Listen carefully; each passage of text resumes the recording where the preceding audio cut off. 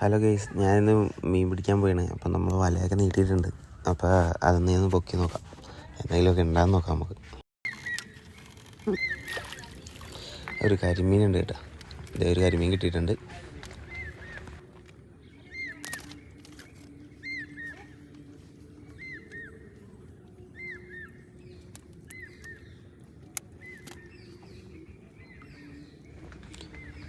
എൻ്റെ അടുത്തൊരു കൂരിയാണ് കേട്ടോ. കൂരിയൊന്നും നമ്മളെടുക്കാറില്ല സാധാരണ. ഇത് പിന്നെ ഒരു കരിമീൻ.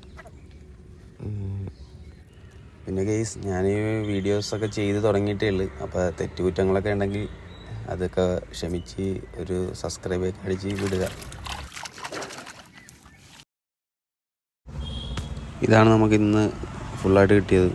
ഇത്ര കിട്ടിയുള്ളൂ.